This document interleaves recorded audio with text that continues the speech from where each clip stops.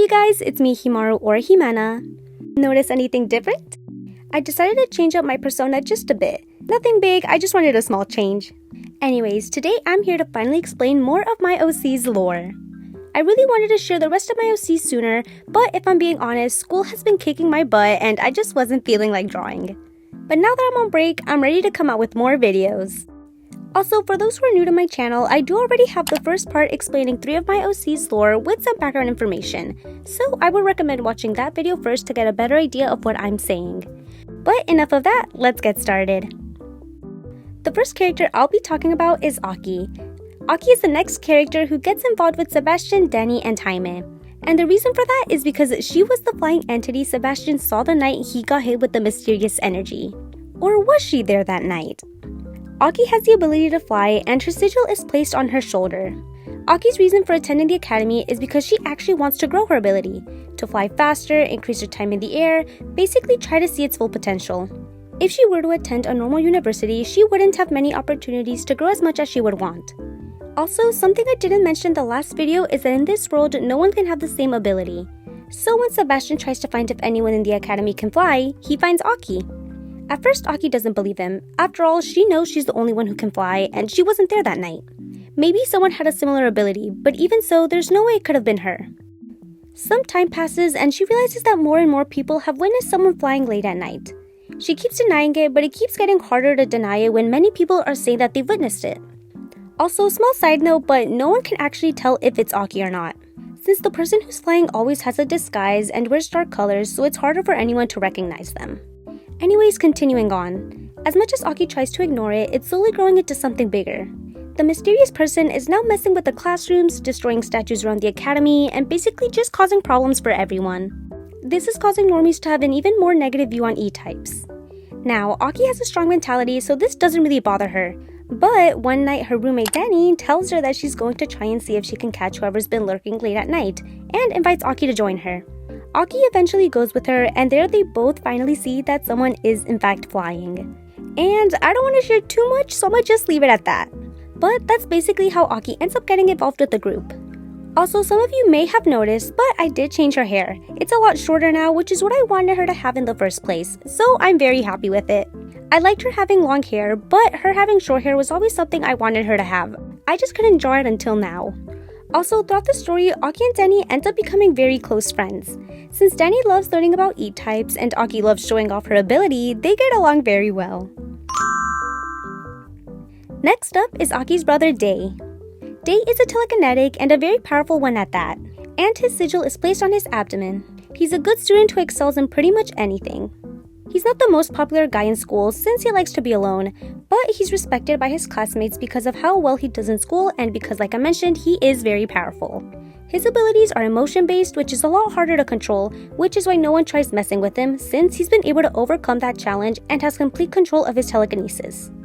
Like I mentioned, Day is a smart student, so when the opportunity to go to this new academy arrived, he immediately knew he wanted to attend. But not because he believes in the cause, but because he wants the benefits of having attended. He could honestly care less about normies and E-types merging one day. He's the type of person who only worries about himself. Well, that is until he meets a certain someone. Anyways, Day starts getting involved with the rest of the group once he starts noticing that Aki's being talked about a lot. He's someone who tries to think logically, so when Aki first tells him that she's not the one causing trouble, he doesn't really believe her. But since she's his sister, he agrees to try and catch whoever's doing this. Later on in the story, he's also the one who tries to help Sebastian control his powers. Because whether Sebastian likes it or not, he has to try and learn, especially since his powers are tied to his emotions just like Day's.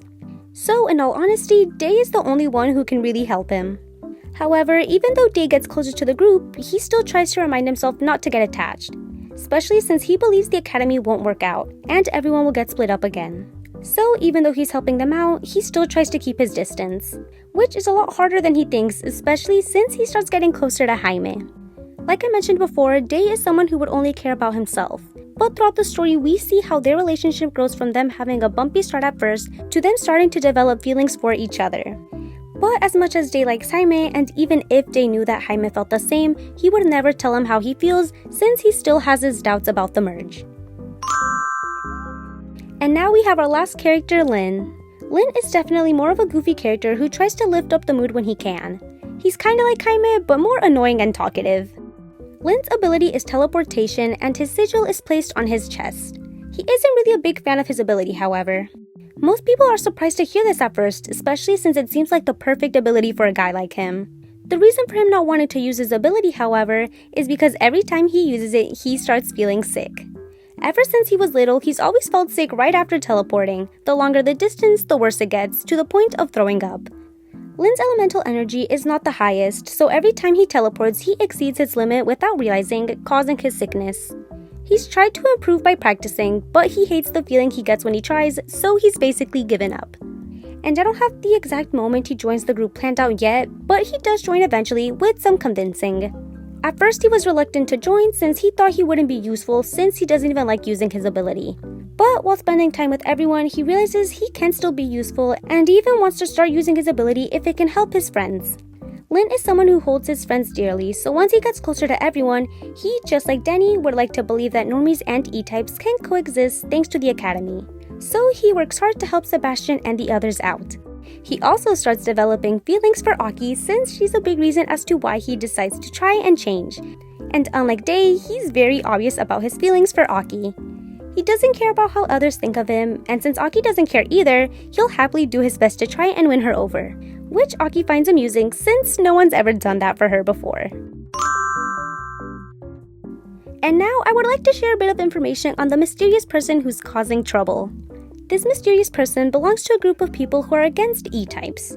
They believe that normies and D-types should be separated, and if any normie tries to get along with E-types, they'll also be considered a threat.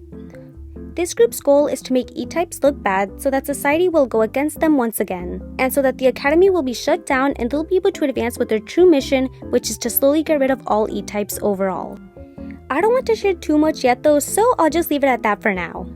Also, just to clear something up, Jaime, Day, and Lin are 18 years old, so freshmen, and Sebastian, Danny, and Aki are 19, so sophomores. But technically, Sebastian took a gap year, so he's considered a freshman. And Aki and Danny both transferred out of the universities they were attending to go to the Academy. Just wanted to clear this up just in case there was any confusion. But this is all I have for now. There's still things I want to add and maybe change, but for now, I'm happy with what I have. There's also still a bit of information I haven't shared, but that's because I still need to think things through and I'm not sure if I should share it just yet. I would love to post more OC related videos, and now that I've posted their lore, I feel more confident in showing more about them. I hope you guys enjoyed this video, but other than that, until next time.